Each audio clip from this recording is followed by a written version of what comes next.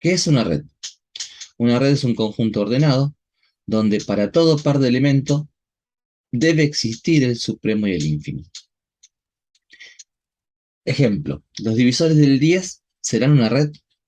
Bueno, los divisores del 10 son el 1, 2, 5 y 10, que si armamos el hash nos queda el 1 abajo, 2 y 5 los primos serían los átomos, y el último el 10.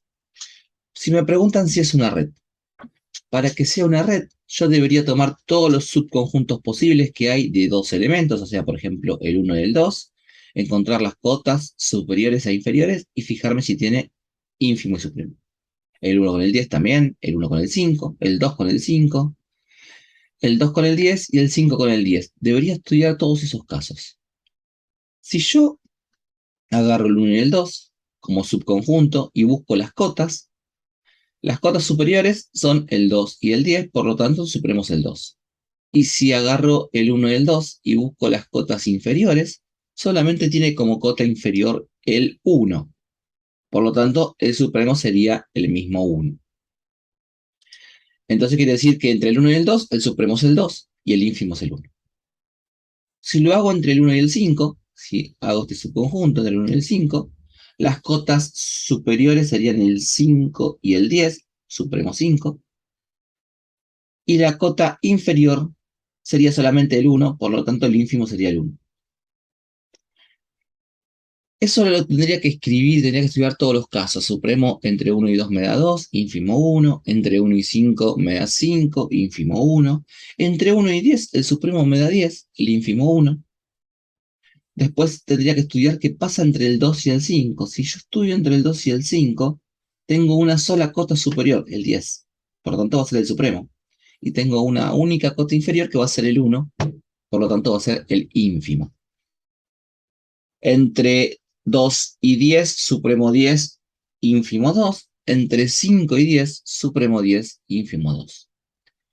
Como estudié todos los pares de elementos posibles del conjunto y siempre encontré un supremo y un ínfimo, entonces divisores de 10, con la relación es divisor, es una red. Vamos a ver algún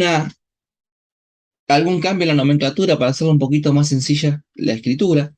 El supremo entre dos elementos se puede escribir con esta operación que se parece al O de la lógica.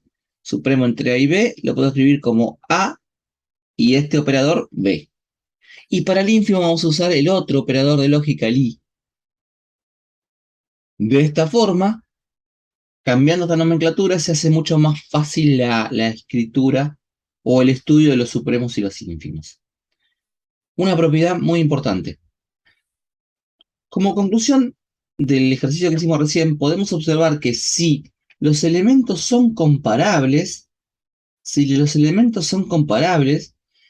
él siempre va a existir el supremo y el ínfimo. Porque, por ejemplo, entre el 1 y el 2, el supremo es el 2 y el ínfimo es el 1, habíamos dicho, y el 1 y el 2 son comparables. Entre el 1 y el 5 pasa exactamente lo mismo. Supremo 5, ínfimo 1.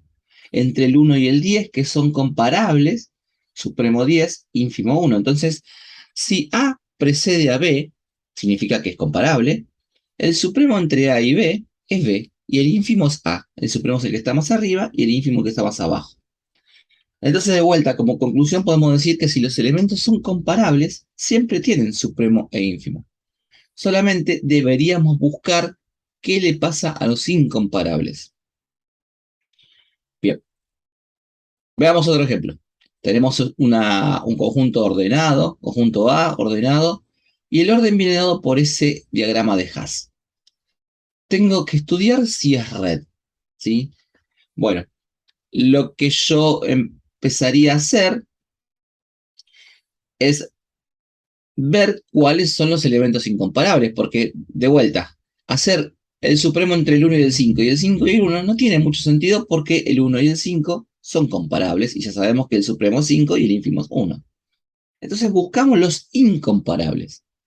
Y acá, elementos incomparables son, por ejemplo, el 2 y el 3, el 2 y el 4, el 5 y el 4 y el 3 y el 4. Esos son los incomparables. Estudiemos en cada caso estudiamos en cada caso la existencia o no de supremos e ínfimos. Entre el 2 y el 3, las cotas superiores son el 6 y el 7. ¿Sí? Una forma práctica es fijarse hacia arriba donde se juntan los caminos del 2 y del 3. Dijimos 6 y 7 cotas superiores, por lo tanto el 6 va a ser el supremo, que es justamente donde se cruzan hacia arriba los caminos del 2 y el 3. Y el 1, el ínfimo. Lo mismo para abajo. Entre el 5 y el 3, hacia arriba se juntan en el 6, supremo 6, hacia abajo en el 1, ínfimo 1. Y con todos los demás incomparables pasa exactamente lo mismo. Esto es siempre así en este ejercicio, en este ejemplo. Si cambio el ejemplo, seguramente cambiará quiénes son los supremos y los ínfimos. Entonces, como todos los incomparables tienen supremo e ínfimo, y como los comparables siempre tienen supremo e ínfimo, entonces el conjunto A con esa relación es una red. Acá tenemos otro ejemplo. Veamos si este es una red. Bueno, no es una red y hay varios motivos por el cual no es una red. El más visible es A y B. Si yo busco las cotas inferiores entre el elemento A y el elemento B, me da un conjunto vacío. El conjunto de cotas inferiores es vacía. Quiere decir que no tengo cotas inferiores. Por lo tanto, no tengo ínfimo. Si no tengo ínfimo, no es red. Pero no era el único problema. Con ese ya alcanzaba para decir que no es red. Pero miren qué le pasa, por ejemplo, a D con E. Si yo busco las cotas superiores, de D, bueno, ahí me equivoqué. Debería ser acá. Si busco las cotas superiores de D y E, las cotas serían F, G y H. ¿Cuál es la menor de las cotas superiores? Bueno, no hay una sola, hay dos, F y G. Y el supremo, si existe, debe ser único. Por lo tanto, no tengo supremo, porque tengo dos candidatos a ser supremo y debería haber uno solo para que exista supremo. Entonces, como no tengo supremo, no es red. Algo similar hubiera aparecido si en lugar de agarrar D y E, agarraba F y G y buscaba quién es el ínfimo. Tampoco iba a tener ínfimo. Entonces encontramos varios motivos por el cual decir que esto no es red. Con encontrar uno solo alcanzaba. Bueno, el supremo entre D y E no existe, dijimos acá. El ínfimo entre F y G no existe. Y el ínfimo entre A y B tampoco existe. Las redes se pueden definir de dos formas distintas, pero las dos formas son equivalentes. Una es como las definimos recién, como un conjunto ordenado en el cual vamos a exigir que todo par de elementos tenga supremo e ínfimo. Pero existe otra definición de red. Nosotros vamos a definir a la red como un conjunto, eh, no vamos a hablar de orden, vamos a hablar de un conjunto cualquiera, por ejemplo, un conjunto A y dos operadores. Vamos a llamarlo asterisco 1, asterisco 2, previamente a esos dos operadores. Vamos a decir que A, con esos dos operadores, es una red si esas operaciones, asterisco 1 y asterisco 2, cumplen una cierta cantidad de propiedades. ¿Qué propiedades? Bueno, idempotencia, conmutativa, asociativa, absorción, son una cierta cantidad de propiedades. Esa definición de red es una definición algebraica, porque estoy definiendo la red en base a las propiedades que cumplen estos operadores. Estoy definiendo en base a propiedades algebraicas. Entonces, esa sería la segunda forma de definir una red, como una red ordenada o como una red algebraica. Y observen que los operadores que puse ahí, asterisco 1, asterisco 2, en realidad son el supremo y el ínfimo. ¿Sí? El asterisco 1 es lo que yo llamé supremo acá, y el asterisco 2 es el ínfimo. ¿Sí? Las dos operaciones, entonces, que debemos encontrar son los que en la red ordenada llamamos supremo e ínfimo. Y esos dos operadores son los que deben cumplir esas propiedades algebraicas que le estaba diciendo. De una red ordenada, yo puedo obtener su equivalente algebraico. Y de una red algebraica, yo puedo obtener la red ordenada. Hay un ida y vuelta entre las dos redes. Si yo tengo la red ordenada y quiero obtener la red algebraica, yo conozco la relación de orden y necesitaría conocer quiénes son los operadores supremo e ínfimo, como dije recién. En cambio, si tengo la red algebraica y quiero transformarla en una red ordenada, yo tengo de datos el supremo e el ínfimo. Entonces tendría que tratar de interpretar el orden de cómo vienen los elementos comparables. Las redes algebraicas, dije hace un rato, cumplían una cierta cantidad de propiedades, las vamos a nombrar rápidamente. Son operaciones cerradas, las dos, tanto el supremo como el ínfimo. Significa que si yo agarro dos elementos del conjunto y los opero con el supremo o con el ínfimo, me da como resultado un elemento del conjunto. Son asociativas, son conmutativas, son idempotentes, cumplen absorción. Estas son algunas de las propiedades que deben cumplir el operador supremo y el operador ínfimo. Bien, vamos a ver algunas equivalencias, bueno, o algunas redes algebraicas. Acá tengo una red, por ejemplo, partes de A con la operación unión e intersección. El supremo es la unión y el ínfimo la intersección. Divisores del 12 con el operador mínimo común múltiplo como supremo, máximo común divisor como ínfimo. Y después un conjunto A, cualquiera, genérico, y un operador supremo e ínfimo también genérico. Como yo estoy definiendo ese operador genérico, supremo e ínfimo, y no estoy dando una operación matemática, yo tengo que definir esos operadores de alguna manera. La manera de definirlo es por tabla. Acá tenemos una tabla de supremos y una tabla de ínfimos. Esta tabla de supremos y de ínfimos me dicen, por ejemplo, si yo agarro el elemento D acá en la tabla de ínfimos y agarro el elemento C en la tabla de ínfimos, ¿quién es el ínfimo entre C y D? Me fijo acá y es C. Eso significa, ¿sí? Significa que C es comparable con D y que está debajo de él. ¿Qué pasa si yo agarro el elemento C, por ejemplo, y el elemento B? El ínfimo entre C y B me da A.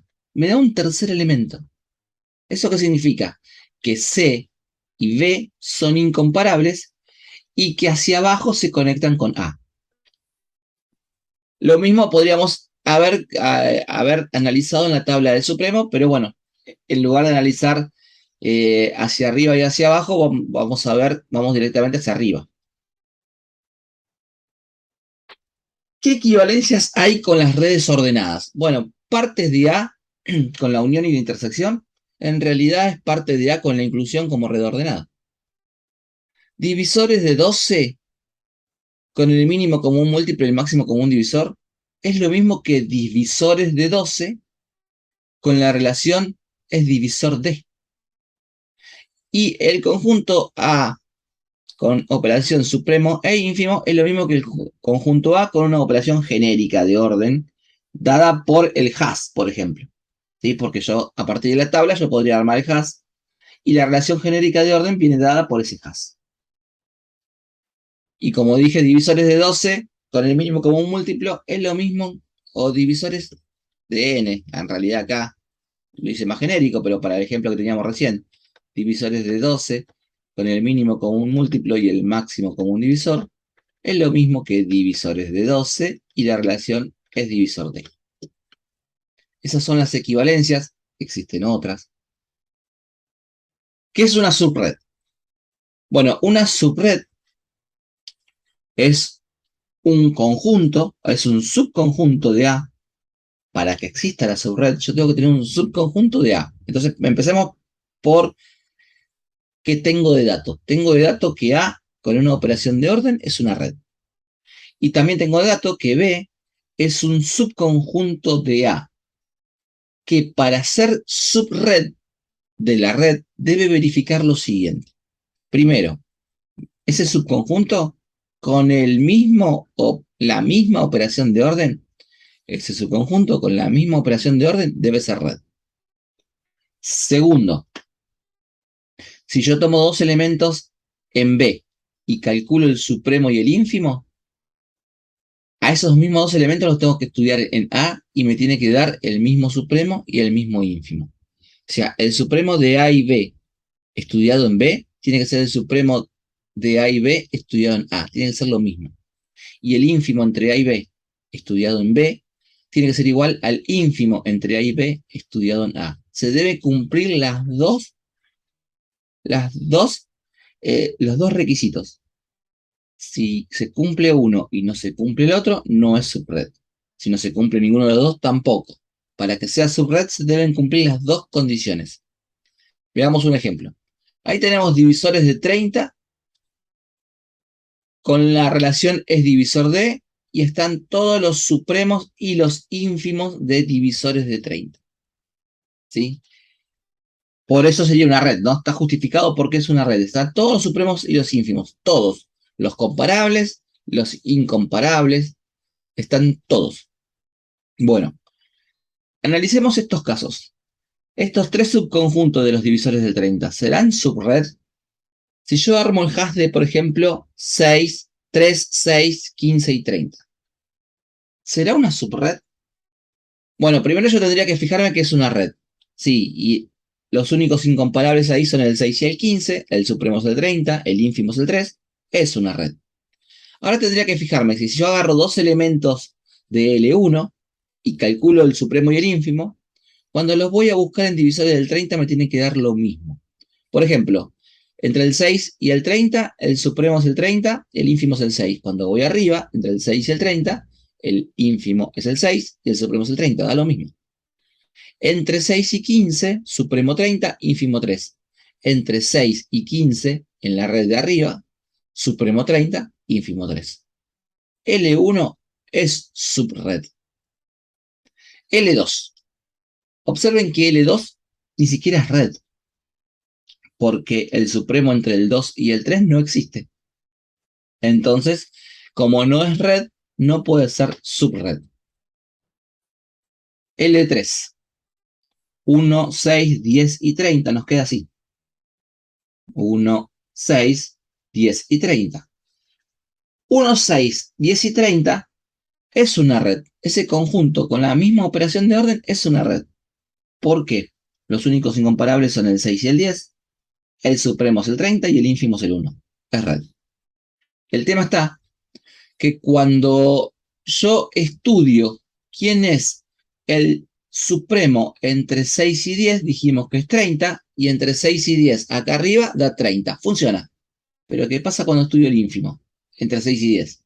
Entre 6 y 10 acá el ínfimo me da 1, y entre 6 y 10 acá el ínfimo me da 2.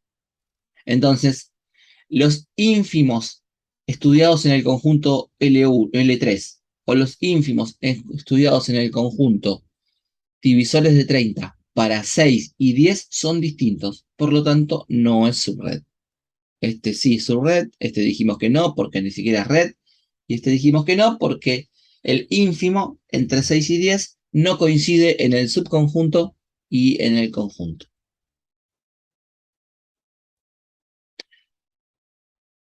¿Qué podemos estudiar qué podemos estudiar en los elementos de una red? Bueno, un elemento se dice que tiene complemento y se lo escribe con la rayita arriba. Sí, y solo sí pasa lo siguiente. El complemento de un elemento y el elemento operado con el supremo me tiene que dar el máximo del conjunto. Y el complemento y el elemento operado con el ínfimo me tiene que dar el mínimo del conjunto. O sea, yo tengo un elemento y un candidato a ser complemento. Ese candidato a ser complemento va a ser complemento si el elemento y el candidato operado con el ínfimo me da el mínimo y operado con el supremo me da el máximo. Como dice un i, requiere de que se cumplan las dos cosas al mismo tiempo. ¿Sí? Si se cumple una pero no se cumple la otra, no son complementos. Ejemplo. Acá el máximo del conjunto es D y el mínimo del conjunto es A. Por lo tanto, yo tendría que ver si A tiene complemento. A, operado con cuál me da hacia arriba el máximo y hacia abajo me da el mínimo. Bueno, A operado con D, el supremo entre A y D, por ser comparables, es D y el ínfimo es A. Quiere decir que el complemento de A es D y el complemento de D es A. Miren el elemento C. Si yo lo opero con B, hacia arriba en el supremo me da D, me da el máximo, funciona. Y hacia abajo me da A, me da el mínimo, funciona. Por lo tanto, el complemento de C es B y el complemento de B es C. Vamos a otro ejemplo. Acá el máximo es E y el mínimo es A. Y haciendo una analogía con el ejercicio anterior, el complemento de A va a ser E. ¿Por qué? Porque el complemento del mínimo siempre es el máximo y el complemento del máximo siempre es el mínimo. Ahora, ¿qué pasa cuando yo estudio el complemento para D, por ejemplo? Y si lo estudio con C, cumple porque hacia arriba me da E y hacia abajo me da A. Pero si lo estudio con B, también cumple. Quiere decir que D tiene dos complementos. Lo mismo va a pasar con C y lo mismo va a pasar con B. Entonces, el complemento de B es D y C, el complemento de C es B y D, y el complemento de D es B y C. Veamos un último ejemplo. El máximo de este conjunto es D y el mínimo es A. El complemento de A es D y el complemento de D es A, porque, como dijimos hace un rato, el complemento del mínimo es el máximo y el complemento del máximo es el mínimo. Pero, ¿qué pasa con C y con B? C y B no tienen complemento. ¿Por qué? ¿Quién puede ser el complemento de C? ¿Puede ser B? No, porque el supremo entre C y B es C y el ínfimo es B. Entonces, el complemento de C podría ser D y el supremo me da D, funciona, pero el ínfimo me da C. No funciona porque me tendría que haber dado A.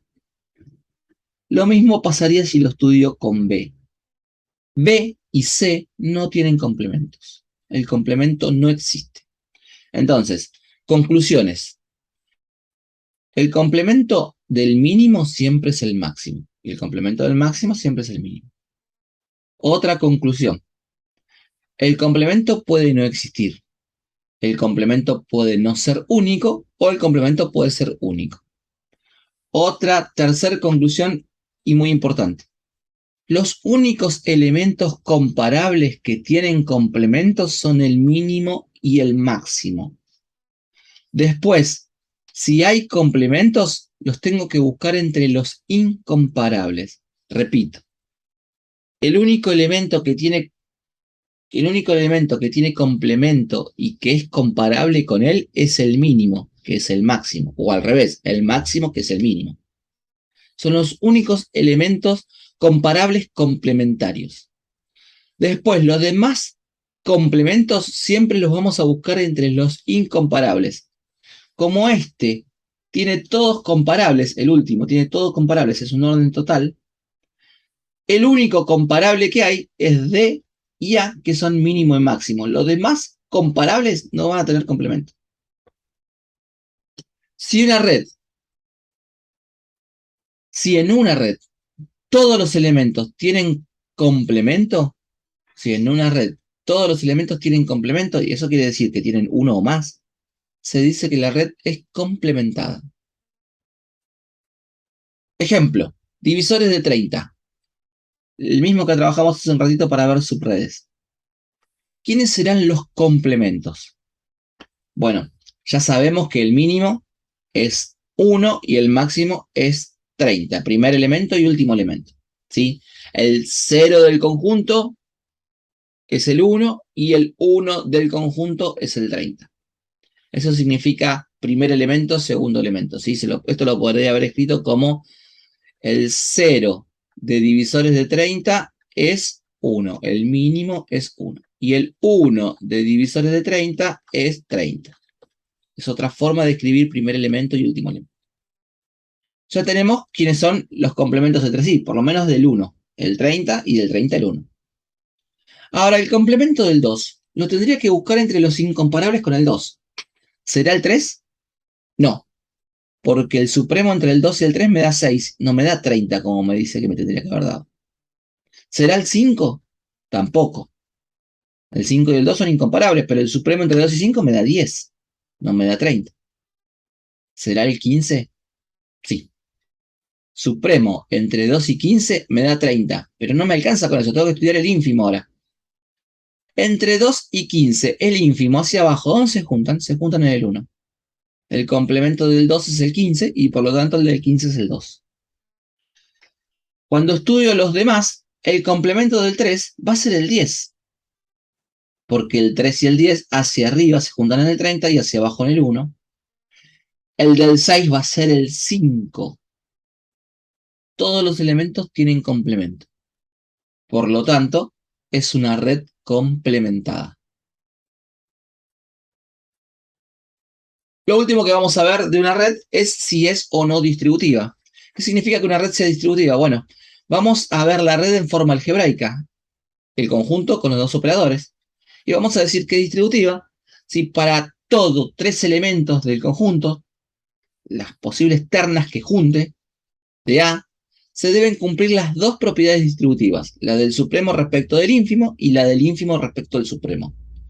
Esta es la propiedad más tediosa que hay para demostrar en una red, si es o no distributiva. Debe cumplir las dos propiedades distributivas, ambas, al mismo tiempo.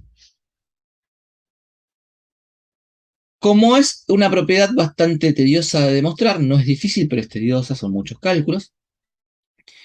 Algunas veces podemos traer la propiedad distributiva de otros conjuntos de donde ya sabemos que es distributiva. Por ejemplo, partes de A, sabemos que en su definición de red algebraica, el supremo es la unión y el ínfimo la intersección. Y como la unión y la intersección del conjunto nosotros ya vimos que cumplen la propiedad distributiva, de la unión respecto de la intersección o de la intersección respecto de la unión, entonces parte de A con la unión y la intersección es una red distributiva. Trajimos una propiedad de conjuntos para justificar que esta red es distributiva. Lamentablemente no se puede hacer siempre esto, solamente se puede hacer con partes de A y la unión y la intersección, no puedo traerlo de otro lado. Una propiedad que ayuda bastante. En toda red distributiva, si el complemento existe, es único, dice. Quiere decir que si yo tengo una red complementada en donde hay un elemento que tiene más de un complemento, la red no es distributiva. Entonces está buena para ver cuándo no es distributiva. Esta propiedad me sirve para saber si una red no lo es. Pero solamente sirve si la red es complementada. Si la red es complementada y tiene más de un complemento, entonces no puede ser distributiva. Otra propiedad muy importante que me sirve también para ver si la red no es distributiva. Si yo tengo estas dos subredes adentro de la red, o sea, dentro de la red tengo esta subred, ya hace un ratito vimos que era una subred, o tengo esta otra, tampoco son distributivas. ¿Por qué? Porque falla la propiedad distributiva respecto de estos 3 elementos en esta red y respecto de estos 3 elementos en esta otra subred. Entonces, si yo encuentro esos dibujitos, ¿sí? Esas subredes dentro de la red que estoy estudiando, seguro es no distributiva, ¿sí? Bueno, ahí es donde falla, les decía. Por ejemplo, si yo tengo que hacer la distributiva de D ínfimo, el supremo entre C y D, y acá sería su versión distributiva, van a ver que llegamos a resultados diferentes porque no se verifica justamente la propiedad distributiva. Lo mismo entre estos 3 elementos, ¿sí? Si yo observen que yo no le puse el igual, porque en realidad no son iguales.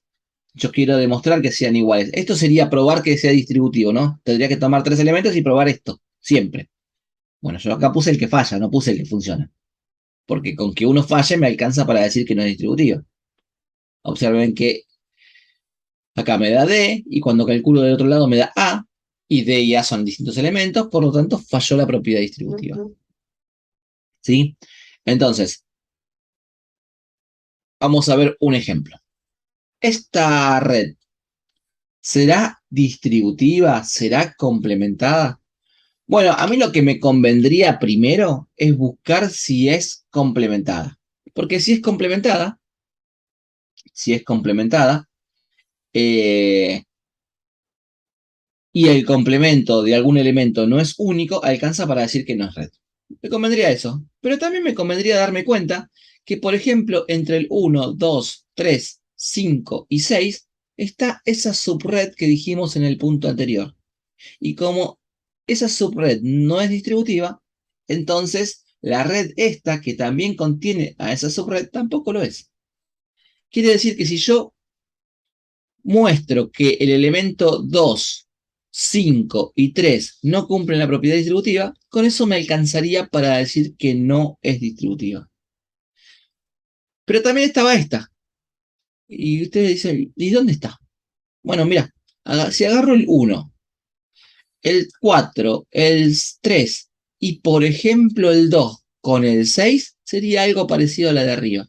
O podría haber agarrado el 1, el 3, el 4, el 5 y el 6 y sería igual a la de arriba. O sea que tengo también una subred parecida a esta, y como esta no es distributiva, esta tampoco.